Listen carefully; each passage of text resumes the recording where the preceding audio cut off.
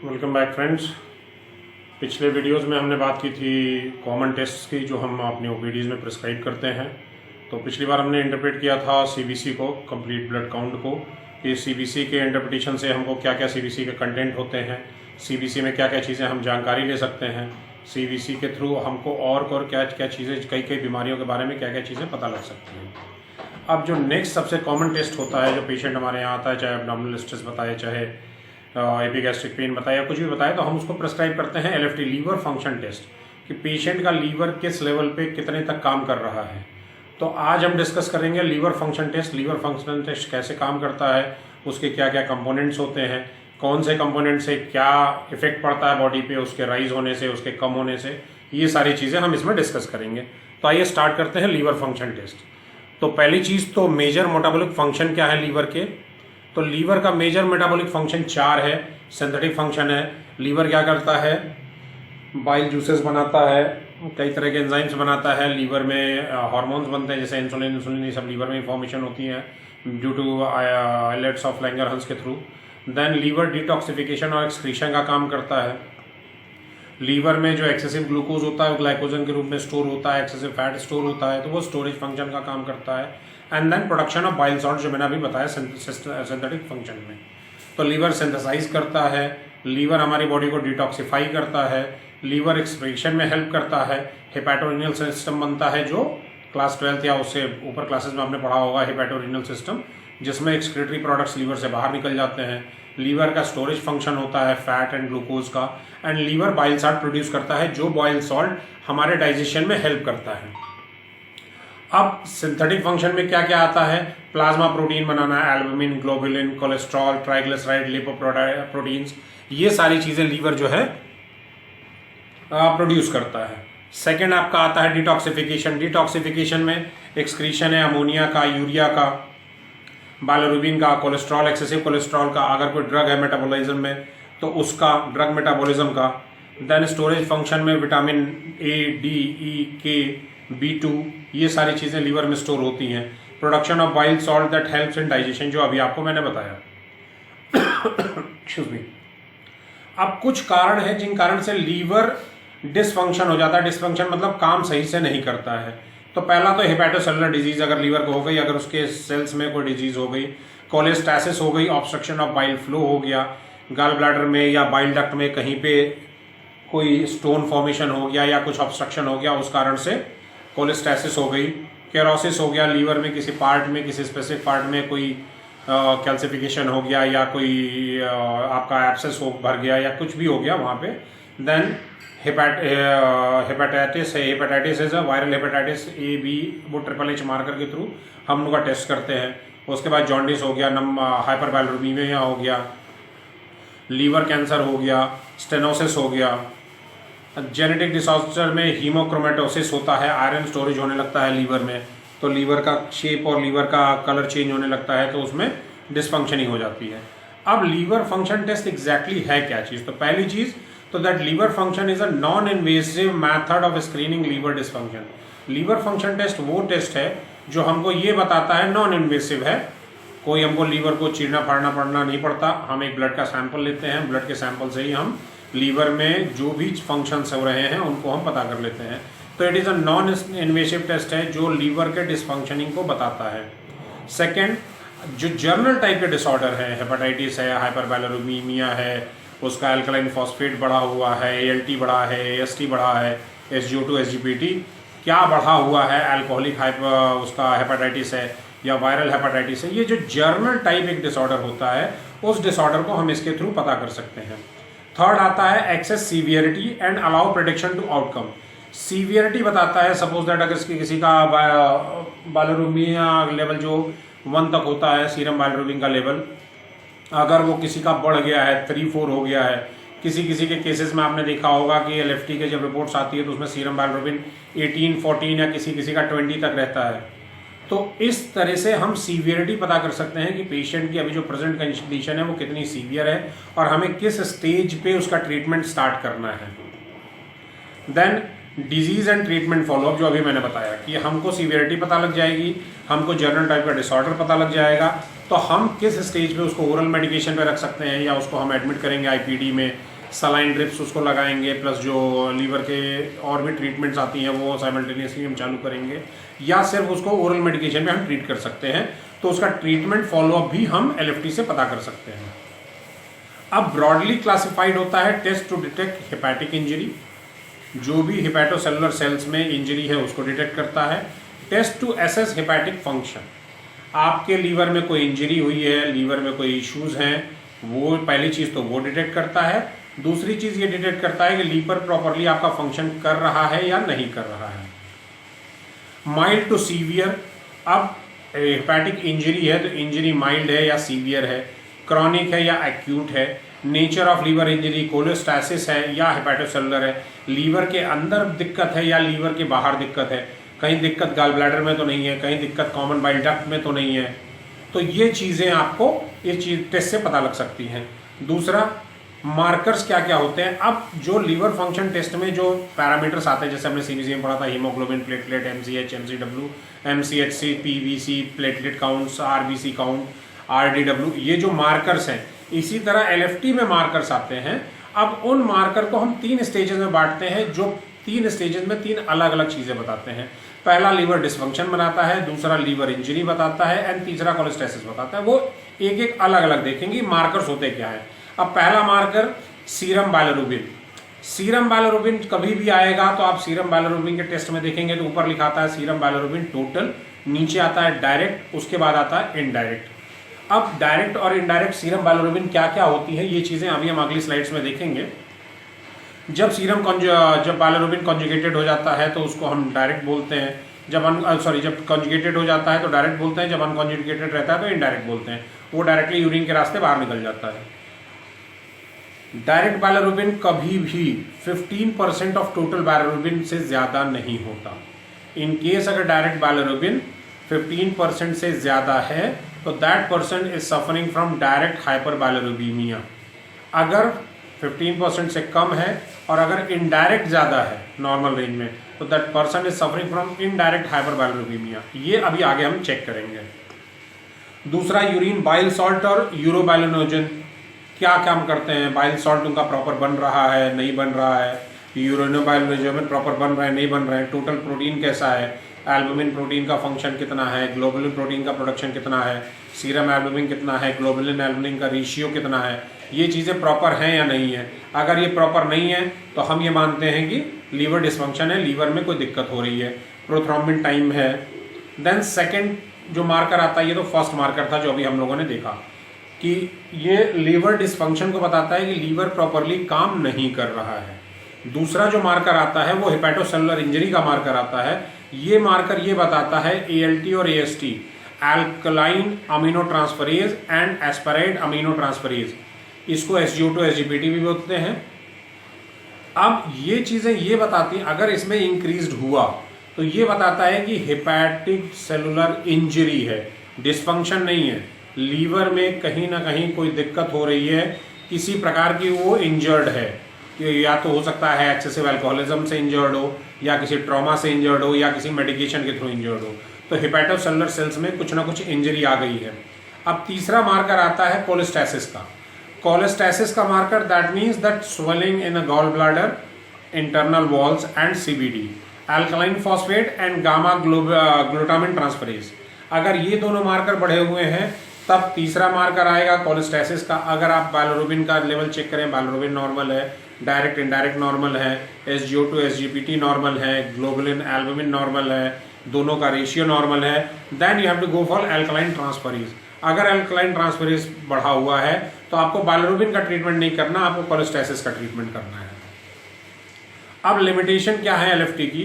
पहली चीज तो हमेशा लीवर में कोई डिजीज हो और ये बता दे, ये जरूरी नहीं है। Normal LFT value does not always indicate the absence of liver disease. अगर नॉर्मल वैल्यू आती है तो ये जरूरी नहीं है कि लीवर में कोई बीमारी ना हो सकता है हिडन फॉर्म में हो। दूसरा, liver has a very large reserve capacity. Asymptomatic people may have abnormal LFT result. कोई ऐसा पेशेंट आया जिसको कोई सिम्टम्स नहीं है, एसिम्प्टोमेटिक है, बट उसके भी एबनॉर्मल LFT रिजल्ट्स आ सकते हैं, because diagnosis should be based on the clinical examination. अगर लीवर में कुछ इशू आता है तो you have to directly go for the second examination.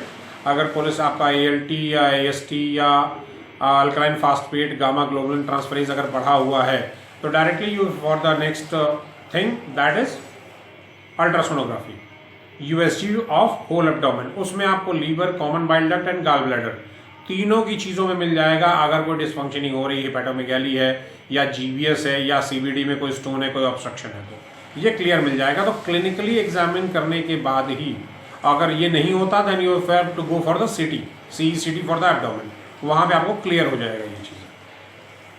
अब कॉमन सीरम केमिस्ट्री में जो भी ये साइड में आपके लेफ्ट हैंड साइड में लिखा हुआ है एंड राइट हैंड साइड में लिखा हुआ है कि अगर लीवर केमिस्ट्री टेस्ट आता है उसमें क्या चीज़ें बढ़ी हुई और क्या इंडिकेट करती हैं। अगर अल्कलाइन अमाइनो ट्रांसफेरेज बढ़ा हुआ है तब ALT बढ़ा है तो वो हेपेटोसेलुलर डैमेज को इंडिकेट करता है। अगर AST बढ़ा हुआ है, एस्पाराट अमाइनो ट्रांसफेरेज बढ़ा हुआ है तो वो भी हेपेटोसेलुलर डैमेज को इंडिकेट करता है। अगर बाइलिरुबिन बढ़ा हुआ हो, डायरेक्ट या इनडायरेक्ट कोई भी बाइलिरुबिन हो, अगर टोटल नंबर ऑफ बाइलिरुबिन बढ़ा हुआ है तो इन्फिल्ट्रेटिव डिजीज कॉज करता है, बाइलरी ऑब्स्ट्रक्शन को बताता है एंड कोलेस्टेसिस को बताता है। अगर प्रोथ्रोम्बिन टाइम बढ़ा हुआ है, एल्बुमिन बढ़ा हुआ है तो ये सिंथेटिक फंक्शन को बताते हैं कि लीवर में प्रॉपर सिंथेसिस नहीं हो रही है किसी चीज़ों की। अगर गामा ग्लूटा ट्रांसफरेज बढ़ा हुआ है तो कोलेस्टेसिस या बाइलरी ऑब्स्ट्रक्शन बताएगा। अगर बाइल एसिड्स बढ़े हुए हैं तो अगेन कोलेस्टेसिस बाइल ऑब्स्ट्रक्शन बताएगा। न्यूक्लियोटाइडेज बढ़ा हुआ है तो कोलेस्टेसिस बाइल ऑब्स्ट्रक्शन बताएगा। अगर लैक्टेज डिहाइड्रोजिनेज बढ़ा हुआ है एंजाइम तो हिपेटोसेलुलर डैमेज बताएगा, बट स्पेसिफिक नहीं रहता है ये हिपैटिक डिजीज तक, ये उसके आगे तक भी जाता है। अब पढ़ते हैं बाइलिरुबिन क्या चीज़ होती है। तो पहली चीज़ तो बाइलिरुबिन एक बाई प्रोडक्ट होता है RBC का। जब हम पिछली वीडियो में CBC का इंटरप्रिटेशन बता रहे थे तो वहाँ हमने बताया था कि RBC ब्रेक होती है, उसमें बाइलिरुबिन अलग होता है, हीम अलग होता है, ग्लोबुलिन अलग होता है। हीम अपना आयरन के थ्रू चला जाता है वापस दोबारा फॉर्मेशन के लिए RBC के, ग्लोबुलिन कंजुगेटेड हो जाता है, बाइलिरुबिन आपका स्प्लीन से बाहर आकर लीवर में स्टोरेज होता है। ये कल पिछली वीडियो में हमने आपको एक साइकिल बताई थी। तो उसी तरह bilirubin is a by product of red blood cells breakdown. कल की वीडियो, पुरानी वीडियो में हमने आपको ये बताया था कि अगर बाइलिरुबिन बढ़ रहा है तो जाहिर सी बात है उस पेशेंट का RBC काउंट कम आएगा, क्योंकि ये बाई प्रोडक्ट है, जितना RBC टूटेगा उतना आएगा। अब येलोइश पिगमेंट होता है जो सामान्य तौर पे जॉन्डिस में दिखा जाता है। आइस क्लैरा आप देखेंगे, नील्स बेड देखेंगे तो उसमें येलोइश कलर आया रहेगा। आइस क्लैरा में हमेशा येलोइश कलर आता है, तो यू कैन इजिली डायग्नोज कि हाँ इसको हाइपरबाइलिरुबिया है। Hyperbilirubin level are observed in the gallstone. Acute and chronic hepatitis, जिसको अक्यूट हेपेटाइटिस है, क्रॉनिक हेपेटाइटिस है, वायरल हेपेटाइटिस है, उसको वो येलोइशपन दिखेगा पूरे उसकी आंखों में। अब ये चार्ट समझाया गया है कि किस तरह से टूटता है। The discarded red blood cells are the major source of heme proteins. अब ब्रेकडाउन होता है हीम का बाइलिरुबिन में माइक्रोफेजेस साइट के थ्रू, रेटिकुलर एपिथेलियल सिस्टम में tissues, macrophage, spleen and liver में जाते हैं। उसके बाद अनकॉन्जुगेटेड बाइलिरुबिन जो होता है वो ट्रांसपोर्टेड हो जाता है through the blood complex to the albumin, ये लीवर में चला जाता है अनकॉन्जुगेटेड। जो कॉन्जुगेटेड होता है उसको ले आते हैं ग्लाइकोरिक एसिड के थ्रू नंबर 4 पे। फिर नंबर 5 पे आएंगे कि bile is secreted from the liver into the intestine. Bile यहाँ से सिक्रेट होता है इंटेस्टाइन में। इंटेस्टाइन से ग्लाइकोरिक एसिड रिमूव हो जाता है, बैक्टीरिया उसको रिमूव कर देता है। रिजल्टिंग बाइलिरुबिन यूरोबाइलिनोजन में बन जाता है। यूरोबाइलिनोजन में बनने के बाद this will goes some reabsorb हो जाता है पोर्टल वेन के through. Hepatic renal portal system बनता है, उसके थ्रू रीअब्जॉर्ब हो जाता है। जो बचा हुआ होता है वो वापस चला जाता है इंट्रोहेपेटिक यूरोबाइलिनोजन साइकिल में। वहाँ से जो बचा हुआ रहता है रिमाइंडर वो यूरिन के थ्रू आपका पास हो जाता है।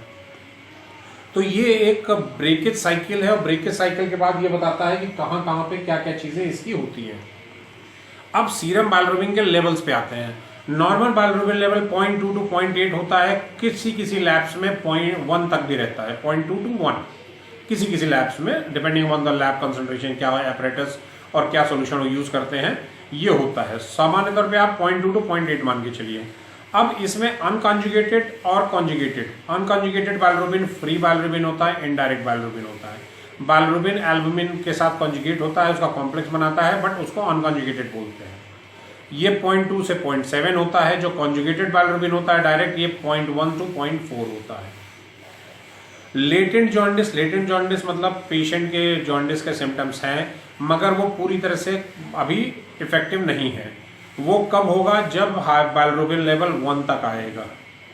अगर सीरम बाइलरुबिन लेवल 1 तक आ गया तो हम ये मानते हैं कि patient is a suspected case of jaundice. मगर अगर बाइलरुबिन लेवल 2 के ऊपर निकला तो that is a clear case of jaundice. अब बाइलरुबिन लेवल जॉन्डिस 3 तरह की होती है, ये अभी अगली स्लाइड्स में आपको दिखाएंगे। पहली जॉन्डिस होती है प्री हेपेटिक या हेमोलिटिक, दूसरी होती है हेपेटिक और हेपेटोसेलुलर, तीसरी होती है पोस्ट हेपेटिक। पहली जो प्री हेपेटिक जॉन्डिस होती है, प्री हेपेटिक और हेमोलिटिक जॉन्डिस होती है, वो अनकॉन्जुगेटेड बाइलरुबिन के बढ़ने से होती है। कैसे? अब नॉर्मल आरबीसीज होती हैं, ड्रग्स के कारण कोई टॉक्सिन बॉडी में चला गया, उस कारण थैलेसीमिया का पेशेंट है, उस कारण हीमोग्लोबुलोपैथीज अगर उसको हो रखी हैं उस कारण से। हिपैटोसेलुलर या जो हिपैटिक जॉन्डिस होता है वो भी अनकॉन्जुगेटेड कॉन्जुगेटेड वो दोनों के कारण होता है।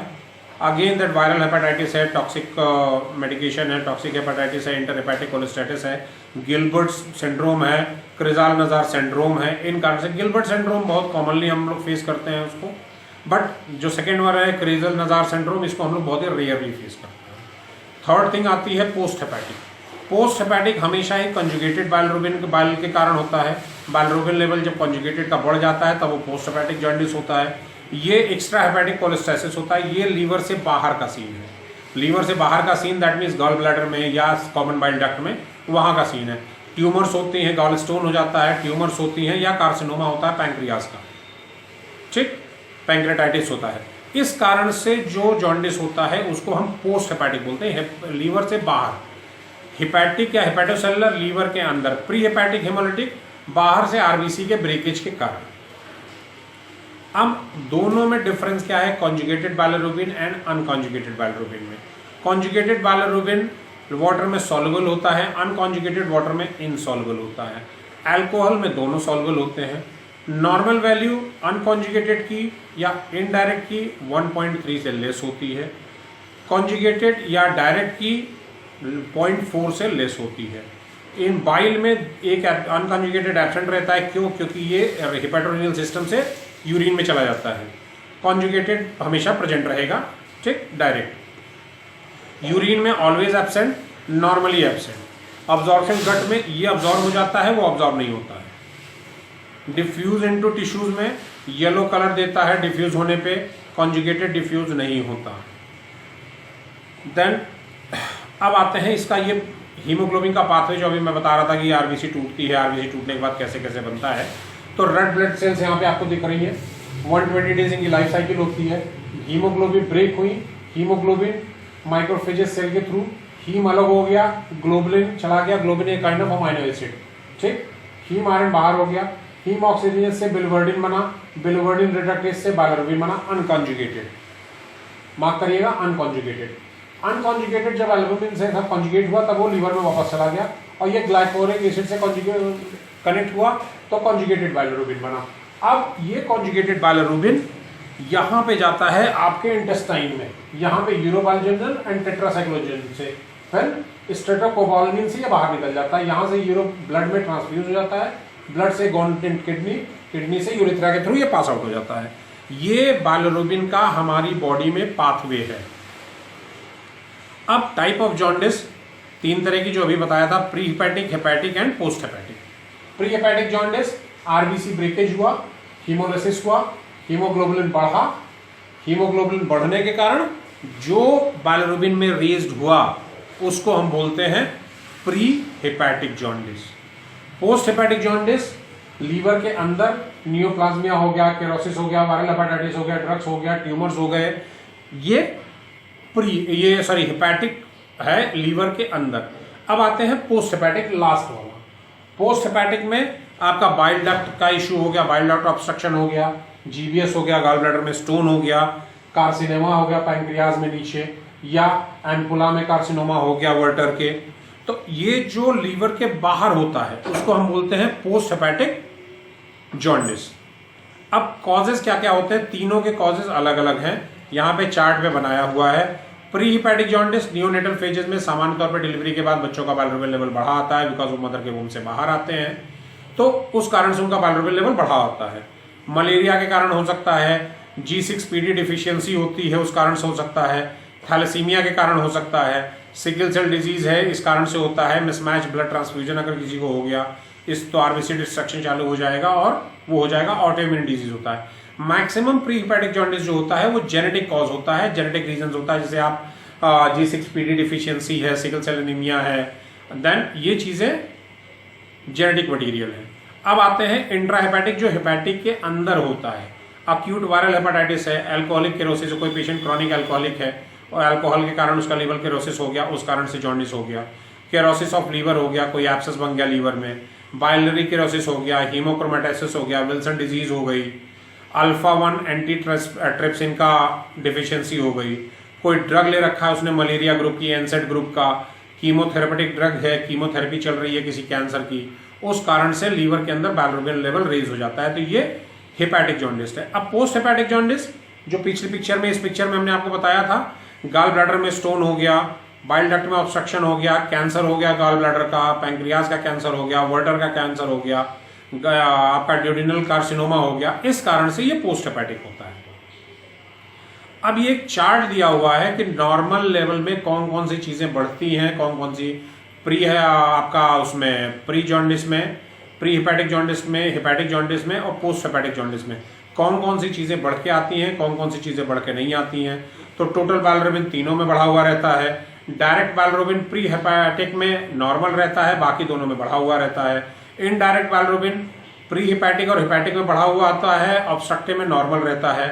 अल्कलाइन ट्रांसफरेज प्री हेपेटिक में नॉर्मल रहता है, हेपेटिक में बढ़ा रहता है और पोस्ट हेपेटिक में नॉर्मल रहता है, क्योंकि ये दोनों चीजें लीवर के अंदर की हैं। अल्कलाइन फॉस्फेटेज नॉर्मल रहता है दोनों केसेस में, प्री हेपेटिक, हेपेटिक में, पोस्ट हेपेटिक में बढ़ा हुआ आता है। अब अगर उस पेशेंट का हम यूरिन एग्जामिनेशन करते हैं तो बाइल पिगमेंट जो प्री हेपेटिक पेशेंट है उसमें नॉर्मल आता है, जो हेपेटिक है उसमें नॉर्मल आता है, पोस्ट हेपेटिक वाले में हमेशा यूरिन में एल्बुमिन आता है। यूरोबाइलोजन प्री हेपेटिक में पॉजिटिव आएगा, नॉर्मल या एब्सेंट रहेगा हेपेटिक में, पोस्ट हेपेटिक में भी एब्सेंट रहेगा। बाइल सॉल्ट्स प्री हेपेटिक में नॉर्मल रहेंगे, पोस्ट हेपेटिक में नॉर्मल रहेंगे या कुछ रह सकते हैं, बट पोस्ट हेपेटिक में हमेशा ही प्रेजेंट रहेंगे। सामान्य तौर पे स्टूल एग्जामिनेशन हम लोग नहीं कराते हैं इसके लिए। अब आते हैं यूरिन बाइल सॉल्ट का।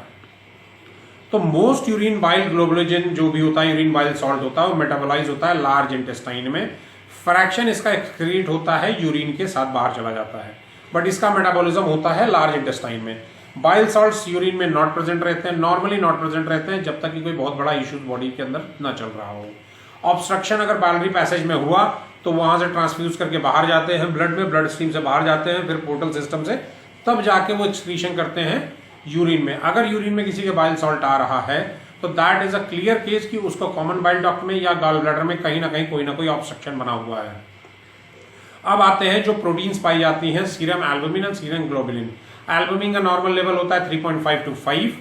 सिंथेसिस डिपेंड करता है कि लीवर के सेल्स का मास कितना फंक्शन कर रहा है। अगर इसका लेवल डिक्रीज होता है, अगर एल्बुमिन कम होता है, तो ये मान के चलिए कि लीवर में कोई ना कोई क्रॉनिक डिजीज है, कोई बहुत पुरानी लीवर की बीमारी है जिस कारण से एल्बुमिन कम आता है। अब सीरम एल्बुमिन क्या होता है? Serum albumin most abundant protein है जो सिंथेसाइज होता है। ये again come to the globulin, albumin globulin ये साथ साथ चलते हैं। नॉर्मल सीरम का लेवल क्या होता है? 2.5 से 3.5 तक। इम्यूनोग्लोबुलिन प्रोड्यूस करता है beta lymphocyte, alpha and beta globulin synthesize करते हैं मेनली हेपेटोसाइट्स के through, hepatocyte that is a liver cell के थ्रू। अब हाई ग्लोबुलिन होता क्या है? ऑटोइम्यून हेपेटाइटिस में या अल्कोहलिक लीवर डिजीज में। अगर ये IgG और IgA बढ़े हुए आए हैं तो हम तुरंत पेशेंट का ट्रिपल H मार्कर कराते हैं। ट्रिपल H मार्कर में अगर बढ़ा हुआ आता है इम्यूनोग्लोबिन तो हमको ये समझ में आ जाता है कि पेशेंट क्रॉनिक अल्कोहलिक है। रेशियो दोनों का 1.2/1 या 1.52/1 होता है। अगर रेशियो इंक्रीज आता है तो अगेन हाइपोपैलिरुबिनिया होगा। प्रोथ्रोम्बिन टाइम, इसका लीवर मार्कर बहुत कम यूज होता है। प्रोथ्रोम्बिन टाइम आपको किसी किसी टेस्ट में दिखेगा नहीं, किसी किसी लैब में, कुछ स्पेसिफाइड लैब जब आप लीवर का टेस्ट कराएंगे उसमें ये चीजें दिखती हैं। प्रोथ्रोम्बिन सिंथेसिस होता है, मार्कर है लीवर फंक्शन का। इसकी हाफ लाइफ 6 घंटे की होती है, इसी कारण इसका बहुत ज्यादा रिलेवेंस नहीं है, क्योंकि अगर जब ये लीवर में या ब्लड स्ट्रीम में प्रेजेंट रहता है तब अगर आप वो सैंपल लेते हैं तो ये दिखता है, अगर आप वो सैंपल नहीं लेते तो ये नहीं दिखता उस टाइम पे। एस्पिरेट, SGO2 SGPT, ये दो चीजें होती हैं। एस्पिरेट अमाइनो ट्रांसफरेज AST, इसका नॉर्मल लेवल होता है 8 to 20। मार्कर है हेपेटोसेलुलर डैमेज का। अगर कोई दिक्कत हुई तो ये मान के चलिए लीवर में कोई एब्सेस बना हुआ है, या लीवर में किरासिस हुआ है, या लीवर अल्कोहल के कारण लीवर डैमेज हुआ है। ट्रांसफरेज अल्कलाइन ट्रांसफरेज, इसका normal range 13 to 35 and females में 10 to 30 होता है। इसका भी एक्यूट हेपेटाइटिस दिखाता है ये, या तो वो वायरल होगा या तो वो किसी लीवर फंक्शन के कारण डिसफंक्शनिंग से हेपेटाइटिस A, B या C जो भी हेपेटाइटिस होगा वो होगा। अल्कलाइन ट्रांसफरेज ये प्लाज्मा में कई दिनों बाद दिखता है, सीरम में ऐसा नहीं है कि आज अगर अल्कलाइन ट्रांसफरेज दिख रहा है तो दैट मीन्स कि उस पेशेंट को पिछले करीब 1-2 महीनों से कोई इश्यू था, पेशेंट ने केयर नहीं किया, किसी मेडिकल हेल्प नहीं ली, किसी मेडिकल प्रोफेशनल के पास नहीं गया। जब वो बहुत ज्यादा एक्सेस हो गया तब वो ब्लड स्ट्रीम में आया। तो अगर ये बढ़ा हुआ मार्कर आता है आपके LFT के टेस्ट में, तो आप ये मान के चलिए that patient is having a chronic issue with the liver. Alkaline phosphate ये नॉन स्पेसिफिक मार्कर है, जनरली ऑस्टियोब्लास्ट से प्रोड्यूस होता है जो बोन की सेल है। अगर ये बढ़ा हुआ आता है तो हम ये मार्क करते हैं कि पेशेंट की बोन मैरो या बोन में कोई डिसफंक्शन है। अगर ये एक्सपोनेंशियली बहुत ज्यादा बढ़ा हुआ आता है, सपोज दैट नॉर्मल वैल्यू इसकी 40 to 125 है और किसी में ये 1000 या 4000 अगर आया या 10,000 अगर आ गया, तो ये मान के चलिए उसको हेपेटोसेलुलर कार्सिनोमा है या बोन की कोई ना कोई इंजरी हो रखी है। हाई लेवल उसका एक्स्ट्रा हेपेटिक ऑब्स्ट्रक्शन में देखते हैं, गॉल ब्लैडर में ऑब्स्ट्रक्टिव जॉन्डिस में। बहुत हाई लेवल उसकी बोन डिजीज में देखते हैं, या तो उसको ऑस्टियोसाइट्स ऑस्टियोपोरोसिस हो रहा है, या उसको रुमेटॉइड आर्थराइटिस है, या तो कोई बोन का इश्यू है बोन मैरो में, तो we have to go for the bone marrow ऐसे। अब gamma globulin transferase, gamma glutamic transferase ineffective है प्रोस्टेट कैंसर में, इसका लेवल बढ़ता है।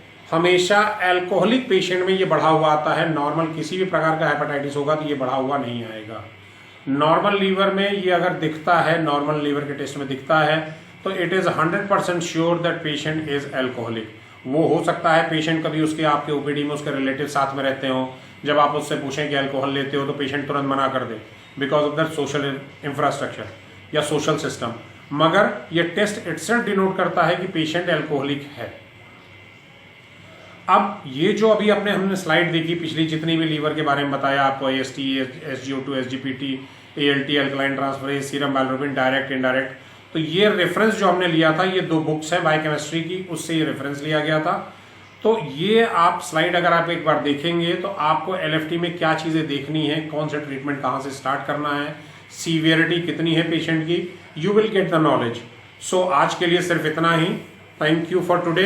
नेक्स्ट वीडियो में हम फिर किसी एक टॉपिक के साथ मिलेंगे। Thank you.